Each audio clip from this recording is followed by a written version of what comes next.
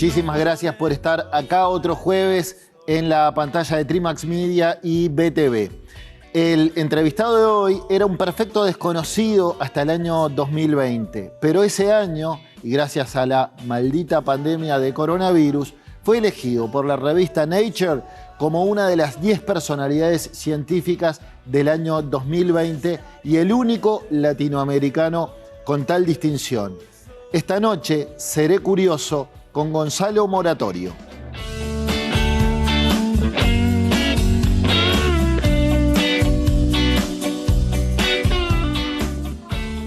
Gonzalo, ¿todo bien? Todo bien.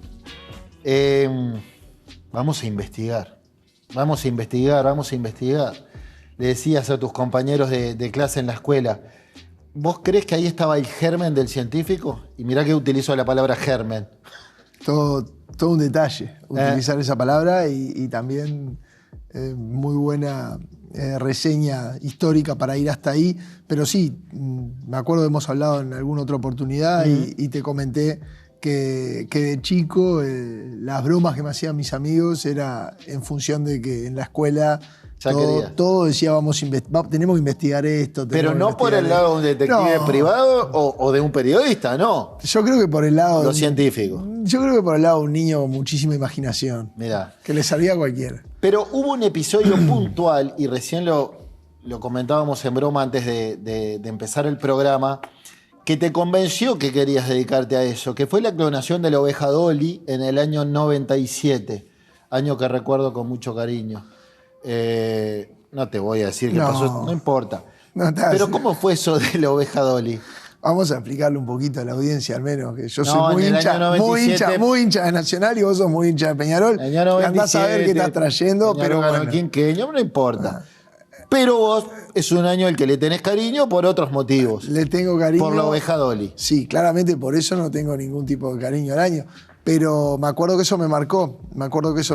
Estaba a mediados de lo que es la formación en el liceo y quedé totalmente impresionado con ese avance tecnológico, con poder clonar a un mamífero. Y dije, porque en ese caso era una oveja, pero me imagino tú evaluando dedicarte a eso profesionalmente, decir, bueno, hoy es un animal, un mamífero. En el futuro no sabemos. En el futuro no sabemos, hay un conjunto muy importante de reglas éticas y de moral a tener en cuenta. Ya ha existido episodios de clonación en seres humanos, o más bien no clonación directamente, sí modificación genética. Es un caso muy famoso de unos bebés chinos. Quien lo hizo hoy está también en la cárcel. Y sí, me llamó mucho la atención. Eso fue algo que despertó mucho interés y recuerdo también que hubo una película un par de años antes que se llamaba Epidemia, una película que ya tiene ¿cuántos años? Sí, tiene como 35 años por ahí.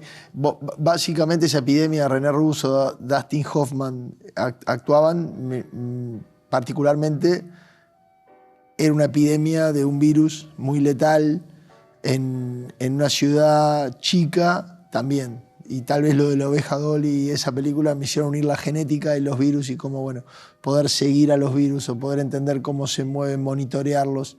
Terminé haciendo algo de eso. Y ahí nace una vocación. Estudiaste en la Universidad de la República. O sea, podés decir orgullosamente que sos producto de la Universidad Pública Uruguaya.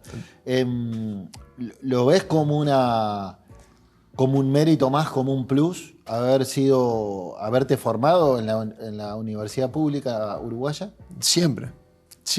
Soy un gran defensor. De hecho, hoy trabajás allí. Claro. Soy profesor agregado de la Universidad de la República en la Facultad de Ciencias y para mí fue muy, pero muy gratificante formarme en esa casa de estudios y después volcarme a esa casa de estudios junto al Instituto Pasteur de Montevideo, donde tengo mi laboratorio. Gonzalo, expliquémosle a los televidentes qué hace un virólogo, a qué se dedica un virólogo. Un virólogo se dedica a estudiar, intentar entender básicamente todo lo que es el mundo de los virus.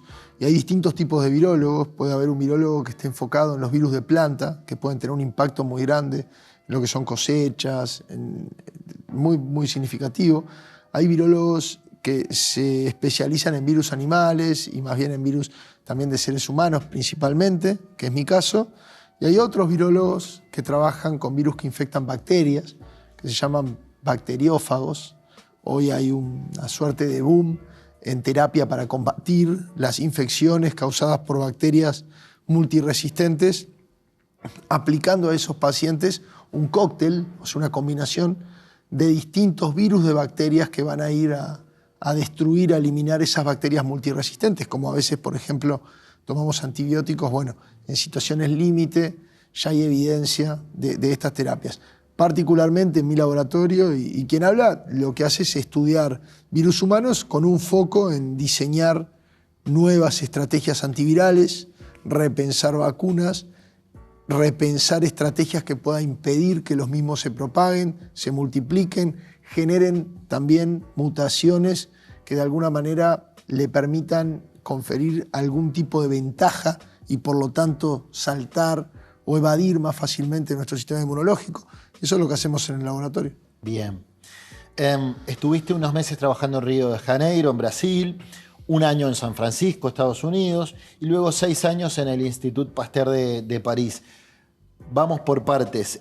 Tu formación en la Universidad de California, alguna vez me dijiste, fue un punto de inflexión en tu carrera. ¿Por qué?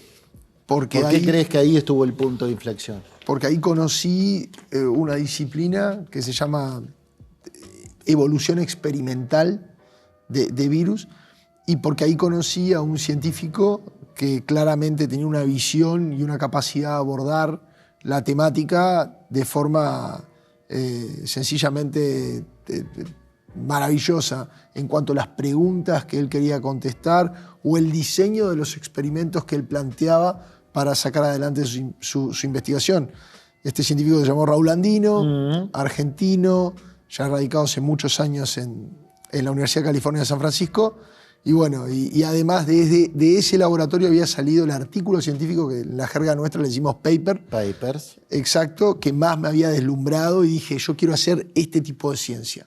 Y quiero intentar mañana armar una escuela de virología de este tipo, con este corte, digamos, si es posible en Uruguay con los recursos que tengo.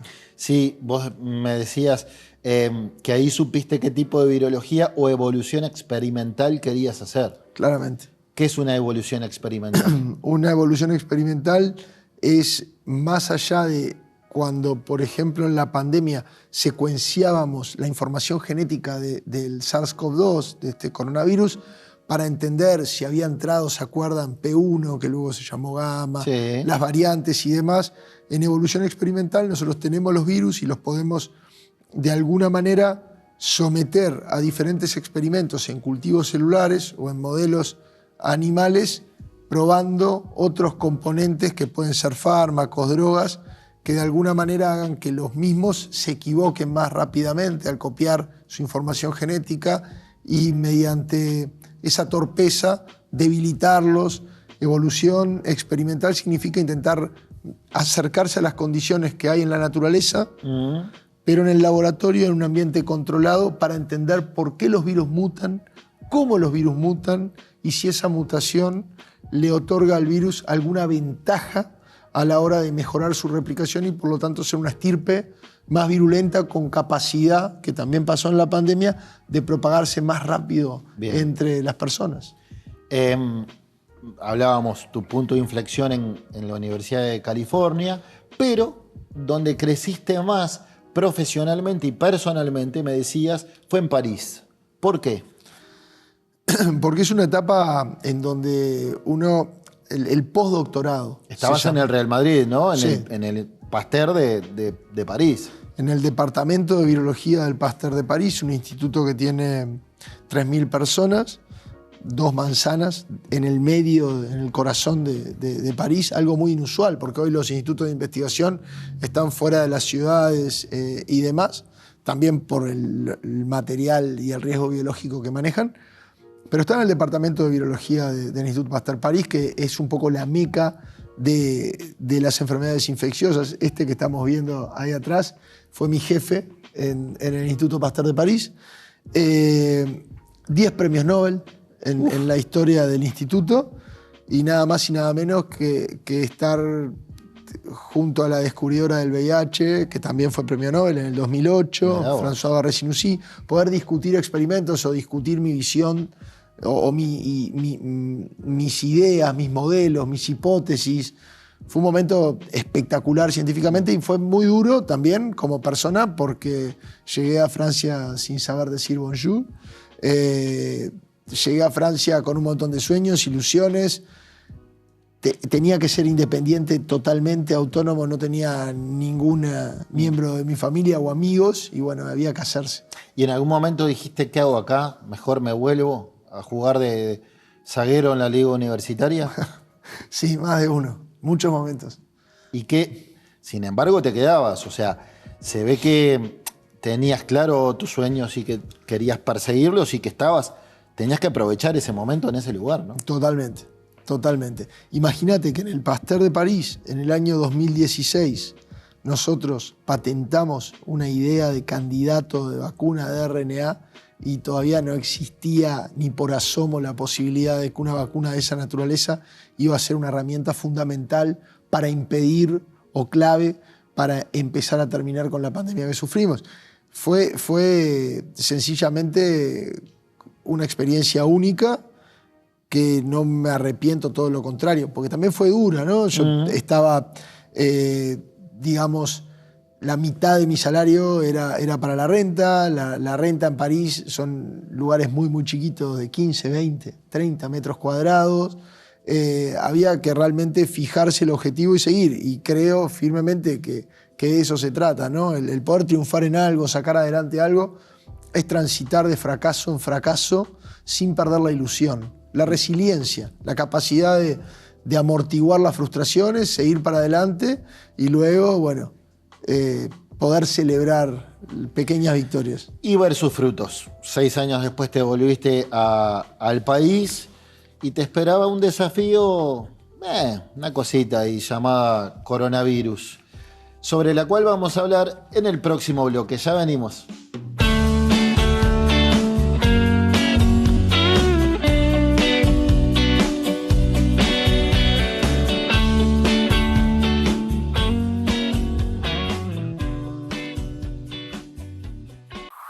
Elija bien. Más opciones, mejores decisiones. Somos una empresa que tiene como objetivo brindar a nuestros clientes profesionales y particulares un servicio completo en sus proyectos de obra. Ofrecemos asesoramiento técnico, personal idóneo y materiales de primera calidad. Arte Aluminio, la empresa líder en aberturas en Uruguay.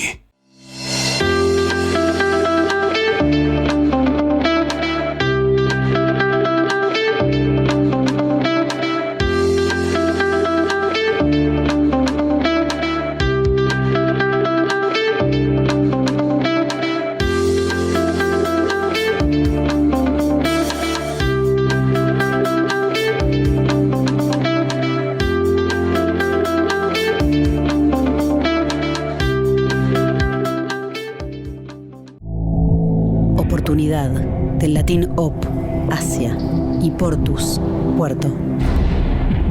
Hacia el puerto van las oportunidades y desde ahí llegan a todos. Oportunidades de 20 pies, de 40, con productos que empresas van a repartir, comercios a vender y más de 3 millones de personas a disfrutar. Otras que viajan al mundo en botellas de tanat, cortes de res o granos de arroz. También en cada carga que llega y sigue hacia otros países van oportunidades para el nuestro. Oportunidad es estar frente a algo bueno. Hoy tenemos la oportunidad de convertirnos en una gran puerta de entrada y salida del continente y pasar de ser un puerto modelo a ser un puerto hub regional. Estamos trabajando para ampliar la terminal Cuenca del Plata y sumando infraestructura para estar a la altura de los principales puertos del mundo, para recibir barcos de cualquier tamaño y bandera, y así seguir generando oportunidades que queden acá. Terminal Cuenca del Plata. Muchas gracias. Papi, ¿cómo era este lugar antes? Mirá, no teníamos ese cartel. ¿Y antes? ¿Ves todas estas mesas que están acá? Antes eran muchas menos. ¿Y este mostrador? ¿Era así de alto? Eran más bajitos. Y este lugar era más chiquito, ¿no? Era más chico. Pero para nosotros siempre fue un gran sueño. Y va a seguir creciendo. En el Banco República guardamos los sueños de las pymes uruguayas y las ayudamos a crecer. Cuentas sin costo, crédito express con la tasa más conveniente. Podés resolver todo a través de eBrow y siempre tenés una sucursal cerca. Banco República, nuestro banco país.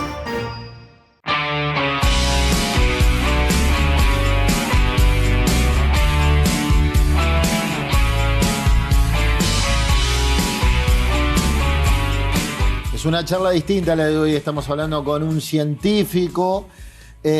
Antes de continuar la entrevista, quiero decirles que quienes tenemos una pyme y soñamos con verla crecer, contamos con el Banco República. Cuenta sin costo, crédito express en menos de 48 horas con el 13,5% de interés en pesos. Resolves todo a través de eBrow y siempre tenés una sucursal cerca.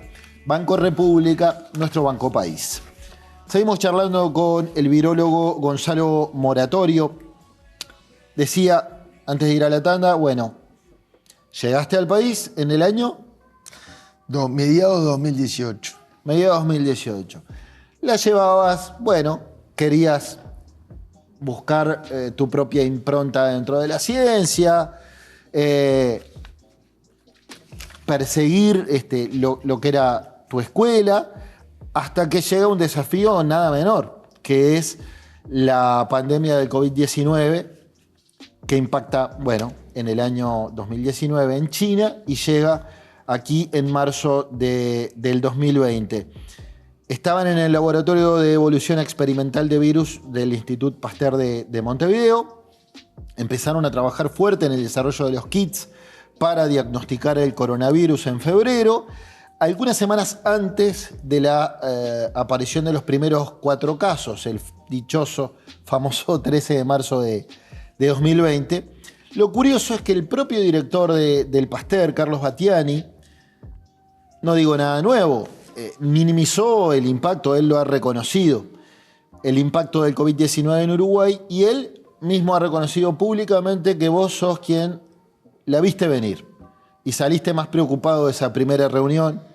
Y quiero preguntarte si es que te pusiste a investigar por las dudas o tenías datos de hablar con colegas, de leer en internet, de que era cuestión de tiempo nomás antes de que impactaran el país.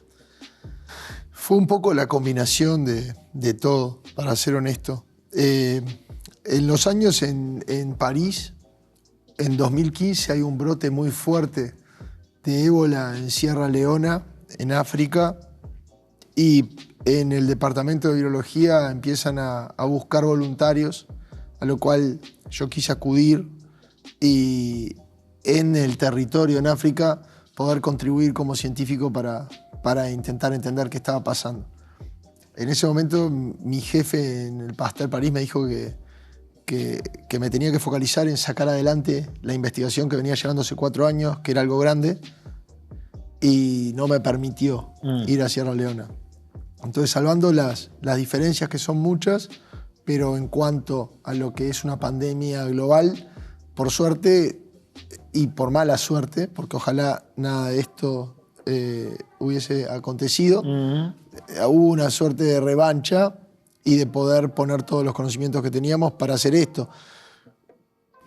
Al principio creo que todo el mundo, sobre todo occidental, dejó no prestó relevancia a lo que estaba pasando. Yo creo, opino como ciudadano y también como periodista. Recuerdo haber visto en los noticieros, esto está pasando en China, y uno en ese momento no le di la dimensión que después cobró, por supuesto, lo subdimensioné, y pensás, bueno, China está en el otro lado del mapa. En el otro lado del mapa, y la información era muy poco verídica. Exacto. Y acotada. Y escasa, sí. Y totalmente.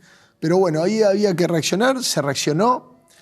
Yo creo que la PCR que hicimos nosotros seguramente estuvo en las primeras 5 o 10 PCR que se desarrollaban en el mundo. Y la visión de intentar ponerla de forma totalmente gratuita a todo el sistema de salud pública, ¿no? Traduzcámosle a los televidentes de qué hablamos cuando hablamos de PCR. ¿Qué implica la técnica PCR? Vos me dijiste es una reacción en cadena de la polimerasa. Y te sigo pidiendo una traducción. Y básicamente es la técnica que utilizamos para poder interrogar una muestra biológica y ver si existe información genética, o sea, una parte del genoma, en este caso de un virus, y poder detectarlo, para hacerlo bien sencillo y que llegue a absolutamente todas las personas. Para hacer esto había que tener conocimiento de biología molecular, de bioquímica, y lo que pudimos desarrollar fue un método muy rápido, muy eficaz y rápidamente transferible, en donde luego capacitamos y abrimos una suerte de pequeños laboratorios en todo lo que es el sistema público, en el Hospital Maciel, llevamos la técnica al Hospital de Clínicas, en el INCA, Instituto Nacional de Cáncer, lo pusimos en el Instituto Pasteur de Montevideo, lo pusimos en Tacuarembó, en el INIA, en la universidad, en el litoral, en Salto. Entonces se armó una red que pudo contener o al menos dar la información de los contagios, que era lo que nadie tenía, porque para de alguna manera hacer frente a un enemigo invisible había que visibilizarlo. Ajá. Y esta era la manera. Y creo que fue clave, mismo hablabas del 13 de marzo, tenemos una linda costumbre que empezó hace poco, pero que los 13 de marzo nos juntamos, por ejemplo, con quien era el ministro de Salud Pública, su hermano, que es científico también, en una parrillada y recordar momentos que algunos de ellos quedan solo para nosotros porque no se pueden decir. Me imagino. Bueno, fuiste el principal responsable, junto con tu colega Pilar Moreno, de que Uruguay tuviera los kits de diagnóstico por PCR diseñados aquí. Eso significó que Uruguay no dependiera de comprar en el exterior los kits para poder diagnosticar la enfermedad. Lo hemos hablado en otras oportunidades. Ustedes buscaban tener independencia para poder hacer diagnósticos y fueron los que adaptaron el método existente en el mundo a la realidad local. ¿Está bien? Está perfecto. Si lo planteo así. Está perfecto y en esa adaptación, en ese trabajo también hay que considerar que en ese momento claramente la infraestructura conocida para hacer diagnóstico en la Unión Europea, en Estados Unidos, quedó desbordada, no estaba preparada. No había inclusive manera de comprarlo porque la producción de los mismos tenía firmas de autoabastecer a los países de los cuales esas multinacionales pertenecían principalmente. Uh-huh. Entonces fue un momento en donde tener ciencia, en donde, como decía Hussein, premio Nobel primer premio Nobel latinoamericano, Ciencias de la Vida en Argentina, investigar y la capacidad de investigar de forma constante en un país es lo que va a determinar la soberanía, la autonomía y la capacidad de responder a este tipo de situaciones. Uh-huh. Entonces es importantísimo pensar en la soberanía nacional y en la capacidad de respuesta en un momento que las fronteras se habían cerrado, en un momento en donde los canales de Venecia no estaban más contaminados y la gente veía... Hay que acordarse solo del ruido de los pájaros que sentíamos en Montevideo, sí. En el centro o en algún lado donde estábamos acostumbrados a escuchar a los ómnibus y el tránsito. O sea, el mundo había parado. Sí. Bueno, a propósito sobre eso, sobre que el mundo paró, hace poco entrevisté al semiólogo Fernando Andach. Una de las voces críticas de las medidas que se tomaron en la pandemia, aunque él no se define negacionista, no fue el único. También recuerdo al legislador César Vega, al doctor Salle, muchos otros en Uruguay, que hasta hoy cuestionan las medidas de confinamiento y aislamiento a nivel mundial. Se perdieron millones de empleos, se cerraron fábricas y empresas, se detuvo la economía y hubo un impacto en la economía similar a la depresión de 1929 en Estados Unidos, cuando, dicen estos críticos, no era un virus muy letal y la propia gripe común mata más a la gente. Hubo teorías conspiratorias de todo tipo. A nivel científico, lo que quiero saber es, a nivel científico, ¿hubo 2 o más bibliotecas o hubo una gran coincidencia en la academia respecto a cómo se debía actuar? No, siempre va a haber distintas escuelas. Principalmente hubo convergencia de algunas de las principales medidas, que en el Uruguay, y particularmente quien habla, tampoco nunca dijo hay que ir a confinamiento obligatorio y estricto. Lo único que hicimos fue, de alguna manera, gracias a la situación que teníamos, porque sin ser una isla, Nueva Zelanda, países inclusive como Australia, cerrando sus fronteras, de alguna manera podían impedir la llegada de nuevos brotes y demás. Pero no era nuestro caso. Lo que nos pasó con los casi 1000 kilómetros de frontera seca con Brasil. Creo que el Uruguay manejó muy bien la situación. Creo que el Uruguay la podría haber manejado un poco mejor también, cuando estábamos ahí en la recta final. Bueno, esa era mi siguiente pregunta, porque todos recordamos lo elogiado que fue Uruguay, que estuvo en los titulares del mundo entero por su buen manejo de la pandemia, sobre todo el primer año. Como se lo señalaba como una administración modélica de la pandemia, ¿no? Pero también la demora en la llegada de las vacunas y los altos contagios hizo que en el año 2001 Uruguay también fuera cuestionado por la misma prensa que antes lo había elogiado. 2021. Sí, 2021. Por eso te quería preguntar cuál es tu mirada. Retrospectiva. En retrospectiva, como el paso del tiempo permite una lectura más desapasionada, ¿no? Sí. Totalmente. Hay una frase, en esos momentos, o sea, yo particularmente en esos años, para mí pasaron muchísimos años. Muchísimos años. Me imagino lo que envejeciste entre el 2020 y el 21, mucho más que todos nosotros en ese mismo tiempo. Yo terminé hace un año en una intervención de neurocirugía por un problema que claramente debe haber sido en gran parte ocasionado por la presión y el estrés que sufrí, que acumulé. Fueron días interminables de trabajo, pero creo que tal vez en el último tirón se podría haber manejado un poco mejor. Pero te repito, acá no importan los colores, importa hacer las cosas bien. Yo hablaba con gente, como te dije recién, de Cabildo Abierto, como de la oposición, como del oficialismo más en lo que era el Ejecutivo, quien en ese momento necesitaba lo que sea, la academia estaba al servicio. Hay un hecho claro y es una disociación entre el Ejecutivo y el GACH. Yo siempre fui un electrón libre, porque yo no participé en el GACH. Yo inclusive empecé a trabajar en esto y en el método diagnóstico junto a mi gran amiga y colega hace 20 años, Pilar Moreno, sí. Mucho antes, meses antes que se formara una estructura de GACH y demás, recuerdo. E hicimos reportes pedidos por Rafa, Radi y compañía con muchísimo gusto. Es más, nosotros generábamos los datos.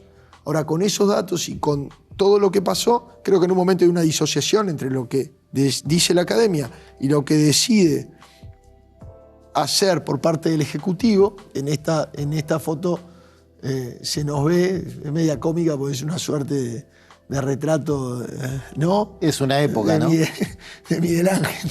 Sí, pero es una época bárbara y se podría haber tal vez tenido algún recaudo más, que lo que apuntaba era... Pero la creación del GACH fue una buena cosa. Fue clave, por supuesto. Bien. Fue clave. Bien. Fue clave. ¿Y la libertad responsable en oposición, por ejemplo, a la cuarentena obligatoria? Y yo ahí dije en ese momento, en un juego de palabras, de intentar poner responsabilidad a la libertad, más que libertad responsable.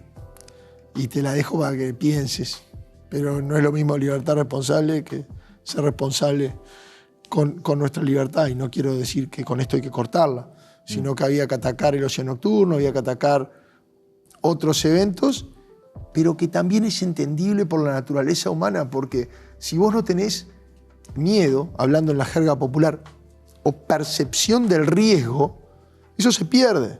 Y Uruguay estaba también frente a un mundo que colapsaba.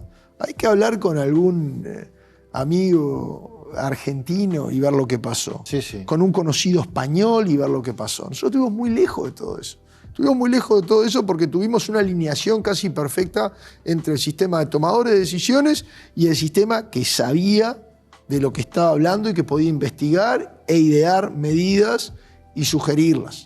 ¿Y hubo muertes evitables, como señaló parte de... Bueno, hubo médicos que así lo vieron? Yo creo que ese es un terreno muy gris y que da para más de una interpretación. Es cierto que los políticos también se sumaron a esto, ¿no? A hacer leña del árbol caído. Totalmente. O, por el otro lado, el oficialismo a defender Totalmente. Y ahí es cuando te herméticamente al gobierno. Y ahí es cuando te das cuenta que la política es necesaria y que la política es la manera que conseguimos y que conocemos para poder, primero, intentar tener democracias plenas y saludables y llevar adelante un país, pero a veces es muy, muy mezquina en eso, ¿no? Porque fue usada de los dos lados, como vos dijiste, tanto de oposición como del oficialismo. Yo recuerdo que en esa primera charla en mayo de 2020 me decías para Montevideo Portal, ojo con creer que está el partido ganado, porque todavía no está el partido ganado. Y faltaban ahí meses, ¿cuántos meses? 7, 8 meses para que se desmadre. Sí. Porque se empieza sí. a desmadrar en diciembre, y en enero del 2021. Y en el 21, en los albores del 21, hablé con Radi y él empezó a machacar con un concepto que también lo hizo en varias entrevistas: blindemos abril. Y no blindamos abril. Y entonces pienso en aquello de ojo con creérnosla. ¿Pasó eso? ¿Nos dejamos estar en algún momento? ¿Nos relajamos en que este tema se está manejando bien, entonces sigamos así que estamos bien? ¿Se debió haber ajustado alguna perilla, para usar el término que utilizaba el presidente? Posiblemente, pero una vez más, creo que en gran parte es inherente a la naturaleza humana al no percibir el riesgo de lo que podía pasar, más allá de que era bastante evidente, porque veíamos que la curva había cambiado su comportamiento y para eso no se necesita ser virólogo, ni epidemiólogo, ni profesional vinculado a la salud o la ciencia para entender el comportamiento de una curva. Lo puede entender cualquier persona que esté hoy, por ejemplo, viendo el programa electoral o durante la boca de urna o demás. Sí, sí. Bien, vamos a una pausa y seguimos charlando en esta nutritiva conversación con Gonzalo Moratorio. Si están pensando en la cena y todavía no la tienen resuelta, levanten el tubo, llamen a Ejido Bar o se dan una vuelta. Ejido y Paysandú, hay de todo, muy rico, buen precio, recomiendo. Ya venimos, estamos charlando en la noche de Seré Curioso con Gonzalo Moratorio. El viaje hacia otro lugar y estás un poco arrepentida. Grupo Gama. En Grupo Gama trabajamos para hacer la diferencia.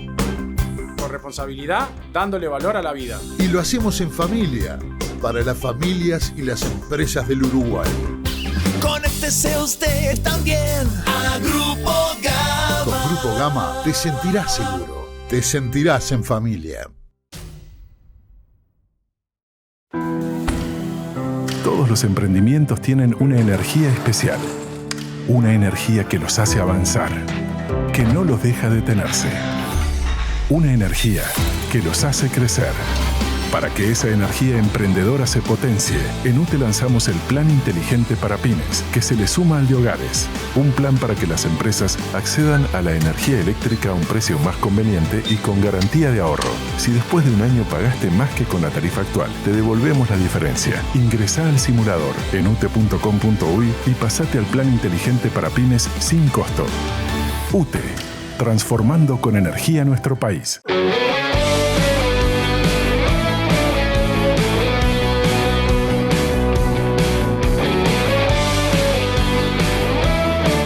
Seguimos charlando con Gonzalo Moratorio, el virólogo uruguayo, en la noche de Seré Curioso.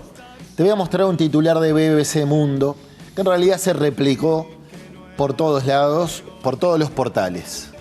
Gonzalo Moratorio, el único latinoamericano entre los 10 científicos destacados de Nature.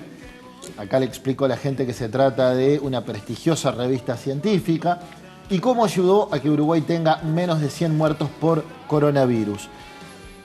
Esto fue noticia en el mundo entero. Fuiste el único científico de Latinoamérica distinguido entre las 10 personalidades del año 2020 en el combate al COVID-19. Y quiero que me cuentes, alguna vez lo hablábamos, pero estamos hablando ahora de otro público. ¿Cómo te enteraste? ¿Cómo te dieron la noticia? ¿Cómo reaccionaste? Primero es como toda noticia, y vos lo sabés muy bien, como periodista, necesita un rostro, una individualidad, y en verdad es un trabajo de un equipo junto a Pili Moreno, junto a un montón de jóvenes muy, pero muy talentosos, estudiantes de doctorado, de maestría o postdocs, que hicimos esto adelante. ¿Cómo me enteré? Me enteré por un email directamente del periodista de esta revista, que es la revista o el medio científico más prestigioso que tenemos en ciencia. Y lo que hice fue agarrar a un amigo que además de ser un amigo de toda la vida, de la carrera, que dejó la carrera muchos años y después volvió y terminó haciendo el doctorado conmigo. Estaba es parte del laboratorio, estaba en la oficina, lo compartí con él y lo miré y le dije, gordo, vámonos, y esto no es joda, vámonos a comprar algo para festejar esto, porque además la noticia tenía un embargo, que eso lo saben ustedes los periodistas, pero un embargo quiere decir que no se puede decir absolutamente nada de esa noticia hasta que ellos lo publican, y faltaban tal vez 10 días para que esa noticia saliera al mundo. En esa lista estaba la cabeza de lo que era el desarrollo de vacunas RNA de Pfizer, estaba la primer ministro de Nueva Zelanda, Jacinta Ardern, estaba Anthony Fauci, estaba el director general de la Organización Mundial para la Salud. Era increíble haberse colado ahí. Y nos fuimos, y mirá, le va a servir a tu programa, porque fuimos a Univer Park y compramos una botella de una bebida espirituosa, la trajimos... De color ámbar. De color ámbar, y empezamos a tomar eso y a agarrarnos la cabeza ahí en el laboratorio, sin entender muchos, escondidos en una oficina, porque no quería tampoco hacer revuelo. No se podía revelar. No se podía revelar. Pero sí a tu familia. Sí a mi familia y sí a tu pareja, a tus padres, a tu hermano, le dijiste. Le dije también en ese momento a la gente más allegada al laboratorio, como Pili, y también le dije a una amiga tuya como es Daniela Hirschfield, ¿no? Sí, claro. ¿Qué? Compañera de generación, Dani, que además, bueno, no sé si sigue trabajando, pero le hacía la prensa. Por supuesto, es la encargada de la comunicación de todo el instituto, gran periodista científica, sí, y de la cual yo no puedo contar acá, pero tengo cuentos tuyos de cuando hiciste la carrera. No importa. Buenísimo. Para otra oportunidad. ¿Qué significó para vos en ese momento? Estamos hablando de una distinción muy importante, pero que no es monetaria, no se puede medir en plata. No. ¿Qué significa para vos esa cocarda? Primero, los reconocimientos en ciencia generalmente se basan en reconocimientos, valga la redundancia. Entonces, muy pocas veces vemos una recompensa monetaria de ese punto de vista, pero significó el ir para atrás y acordarme de todo el camino, de toda la trayectoria, de lo que fueron esos 6 años en París, parte de ellos viviendo en el cuarto de un amigo que me prestaba con mi pareja de ese momento, hasta que conseguimos un apartamentito, lo pudimos costear, pude seguir haciendo los experimentos, formándome en ese postdoctorado. De todas las veces que pensaste, mejor me vuelvo, y dijiste, no, tengo que seguir porque yo quiero dedicarme a esto. Exacto. Hay que seguir y hay que salir adelante, a como dé lugar. Se me pasó todo eso por la cabeza, se me pasó el esfuerzo que hicieron mis viejos para que pueda estudiar sin laburar, porque Yo soy un producto de la educación pública, pero terciaria, entonces ahí ya corro con ventaja. No es lo mismo llegar a la universidad teniendo un camino que también involucra muchas veces a la educación pública o tener que dar una mano más fuerte de la que tuve que dar yo, que eso fue muy claro. Mi vieja toda la vida, ¿no? Que las herramientas que nos iba a dejar era el estudio y no más de eso. Y de ahí a salir adelante, la capacidad o la oportunidad de poder formarse sin tener que salir a laburar de forma temprana. En Uruguay se destina el 0,4% del PBI para ciencia, investigación y tecnología, corregime, creo que es eso. Bien. Sigue más o menos en eso. ¿Qué pasó con el famoso 1%? Que políticos de todos los partidos, de todo el sistema político prometían, hubo hasta un compromiso de palabra de llegar a ese 1% del PBI. Lo pregunto porque ya quedó claro que cuando la necesitamos la ciencia está, no la vemos cuando está todo bien, pero fue la que nos salvó las papas en el fuego en este caso, ¿no? Totalmente, totalmente. ¿Qué pasó? Y hubieron otras prioridades para quienes toman las decisiones. Claramente tiene que ser un proceso escalonado y paulatino en el tiempo. Nadie pretende que de un día para el otro se llegue a ese porcentaje. Es importante que se haga un acuerdo a nivel nacional de que si realmente invertimos en ciencia, y acá quiero pensar que no solo tenemos que pensar en mamá Estado, ¿no? Sino generar las condiciones para que el sector privado poco a poco empiece. Hoy el Uruguay es un 90-10 en relación a cuánta inversión hay pública y cuánta privada en ciencia, tecnología e innovación. Entonces tenemos que generar las condiciones para que los privados empiecen a entender que tener departamentos de investigación y desarrollo, de innovación, va a repercutir directamente, va a impactar directamente en hacer más eficientes los procesos, más sustentables, en pensar en la ciencia como se piensa en la economía o las finanzas, que debe ser transversal a cualquier proyecto que yo planteo, porque si no me dan los números no puedo salir adelante con el proyecto. Tengo que pensar en ciencia transversal en cada proceso y en todo. El Uruguay ha sacado muy buena nota en lo que es las energías renovables y de alguna manera otros países empiezan a imitar lo que fue la transformación del Uruguay. El Uruguay tiene que apostar, así como vamos a buscar a grandes corporaciones, en este caso que podemos discutir es otro tema, la parte de forestación y demás, ¿por qué no ir a buscar este mismo tipo de inversión para innovar? Y creo que eso, de alguna manera, la economía hoy se basa en conocimiento, se basa en el know-how, se basa en las capacidades que tenés vos para exportar ese conocimiento. Ya los bienes, servicios son importantes, lo tradicional es súper importante, hay que seguir apostando, pero ponerle ciencia a lo tradicional, si pensamos en lo que hemos exportado siempre, y ponerle mucho más ciencia. Y también, ¿por qué no?, pensar en generar soluciones a medida de nuestro país, que tenga nuestro país y que no estén en otros lugares. Entonces, si nosotros no resolvemos los problemas que tenemos nosotros y que tal vez no están ni en Finlandia ni en los Estados Unidos, ¿quién se va a encargar de eso? O sea, hay un montón de enfermedades, por ejemplo, que son olvidadas y hay que atender. Y para eso hay que tener investigación y hay que desarrollar. Y son enfermedades que tal vez en el norte están muy poco representadas y no son de interés. Por darte un ejemplo nomás. Nada más para agregar, políticos en este año electoral, escuchen, denle bola a la ciencia. Vamos a una pausa y venimos a cerrar este Seré Curioso en la noche de BTV.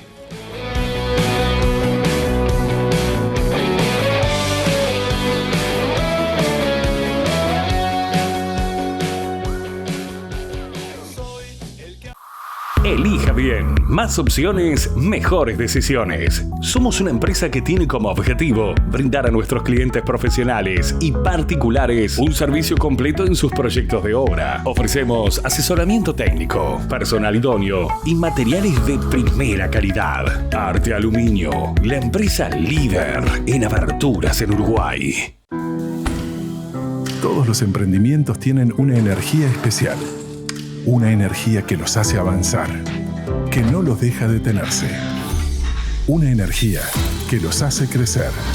Para que esa energía emprendedora se potencie, en UTE lanzamos el Plan Inteligente para Pymes, que se le suma al de hogares. Un plan para que las empresas accedan a la energía eléctrica a un precio más conveniente y con garantía de ahorro. Si después de un año pagaste más que con la tarifa actual, te devolvemos la diferencia. Ingresá al simulador en ute.com.uy y pasate al Plan Inteligente para Pymes sin costo.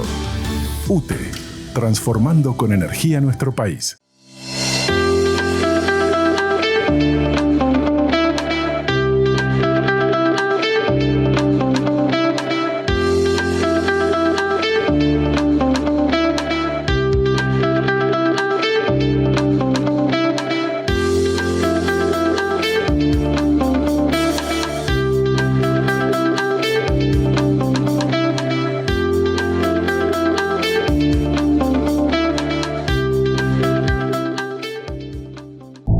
Oportunidad, del latín op, hacia, y portus, puerto. Hacia el puerto van las oportunidades y desde ahí llegan a todos. Estamos trabajando para ampliar la terminal Cuenca del Plata y sumando infraestructura para estar a la altura de los principales puertos del mundo. Para recibir barcos de cualquier tamaño y bandera, y así seguir generando oportunidades que queden acá. Terminal Cuenca del Plata.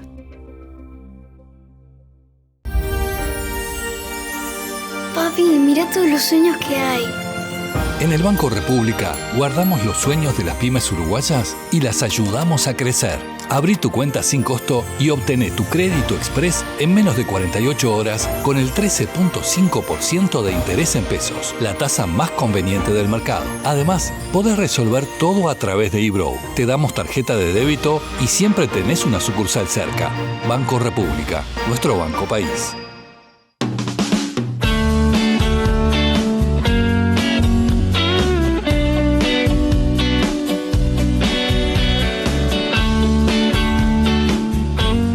Seguimos en Seré Curioso, estamos charlando con el científico Gonzalo Moratorio. Me quedó una pregunta respecto a la pandemia. Dale. Que cada tanto la hago, sobre todo a quienes estuvieron en el primer frente de batalla y vos sos uno. ¿Qué aprendimos los uruguayos de la pandemia?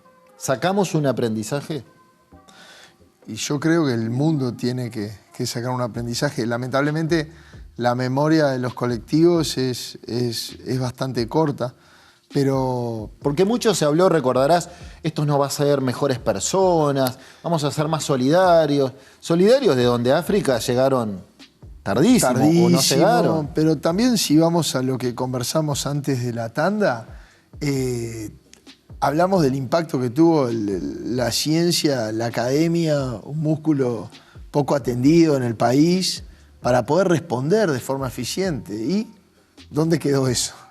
El entender que hay soluciones innovadoras, que hay que ponerle ciencia a las cosas y también en valorar lo que tenemos. Creo que tenemos que pensar cada tanto cuán afortunados somos y qué es lo que tenemos, y la pandemia eso nos lo mostró. Pero una vez más entramos en la vorágine del trabajo y de los tiempos. La rutina, el día a día. Bien, ¿seguís dirigiendo a la Arquitectura Juniors? No, ojalá, pero no. Hoy estoy un poco... Te echaron, dijeron, no. Como director técnico, mira, acá te vemos. Acá.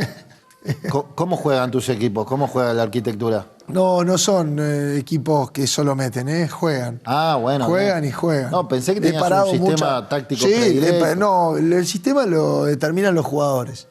Mira, acá está. Mirá, todo espectacular. El sistema lo determinan los jugadores. He jugado con 3 en el fondo, 3-4-1-2, he jugado 4-4-2 mucho, he jugado 4-4-1-1. El sistema lo determinan los jugadores.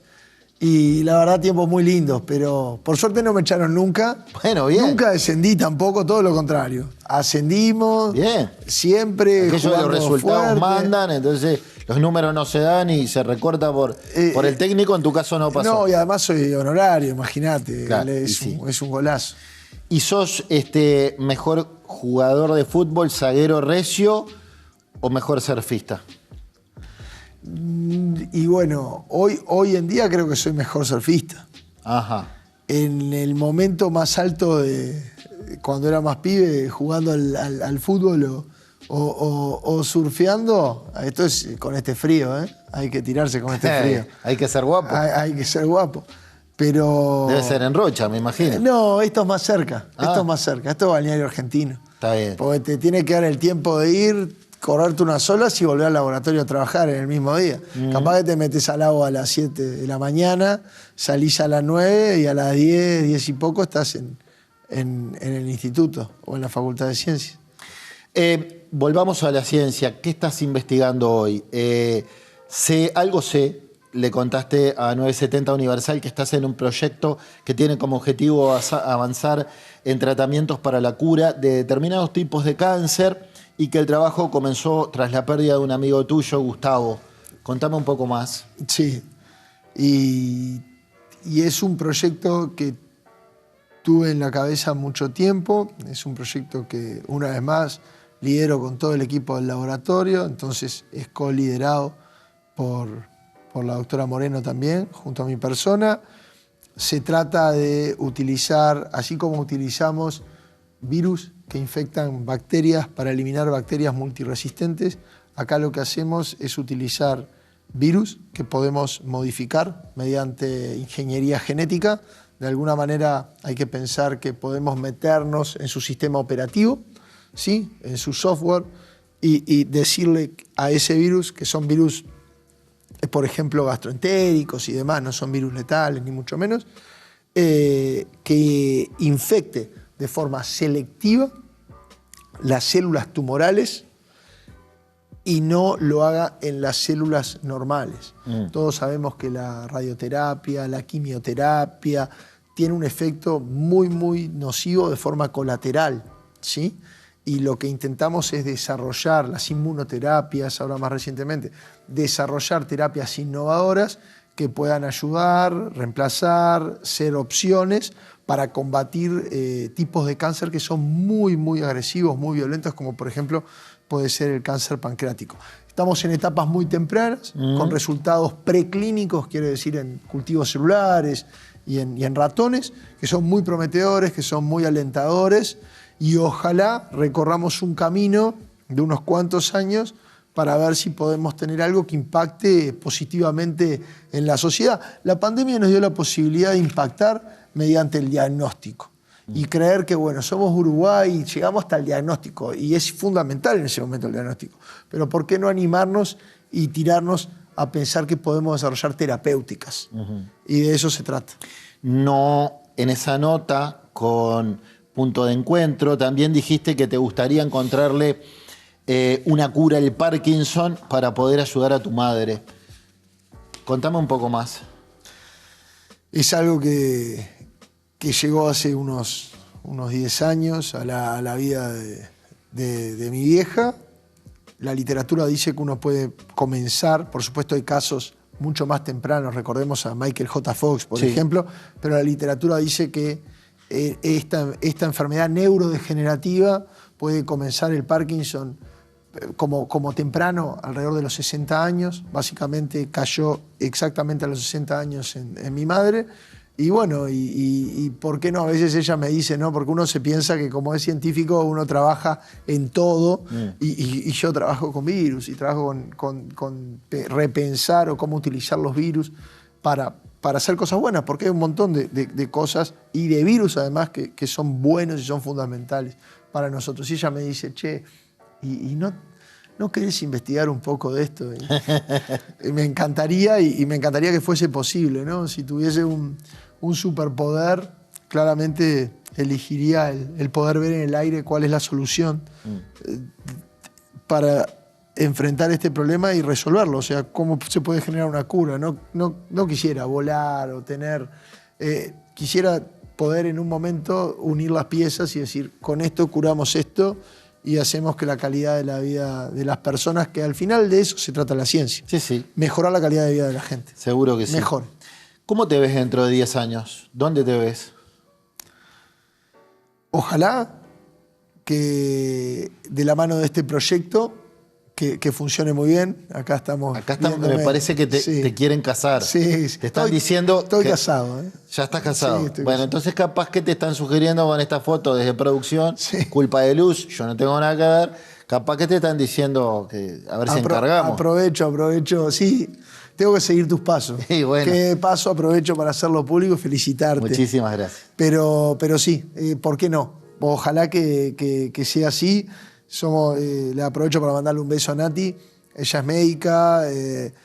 Lamentablemente, los dos corremos a mucha velocidad. Viste que hay un dicho, un piloto de Fórmula 1 italiano que dice: si todo está bajo control, es porque va muy despacio.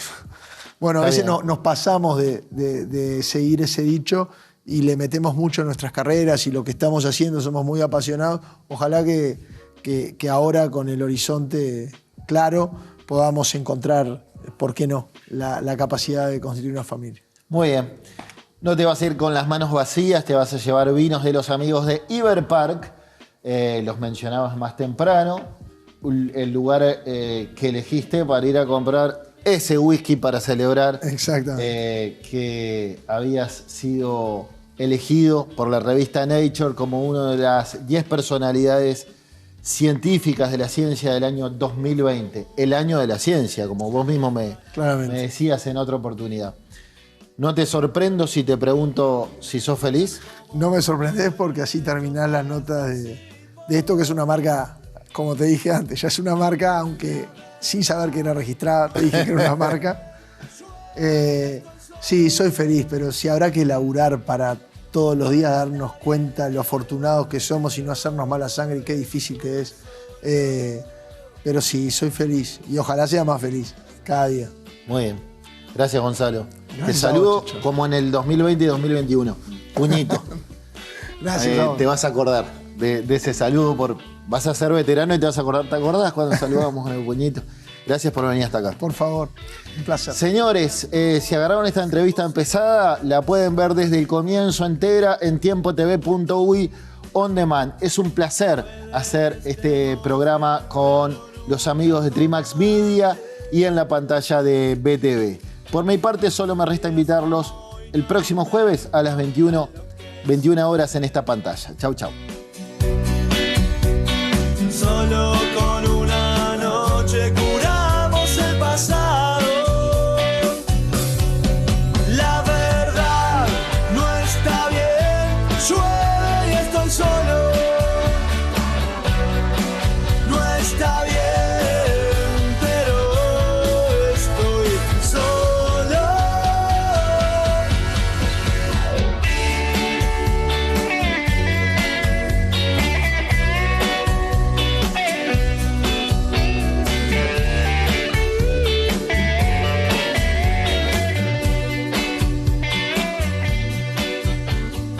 Días como hoy no fueron hechos para estar solos.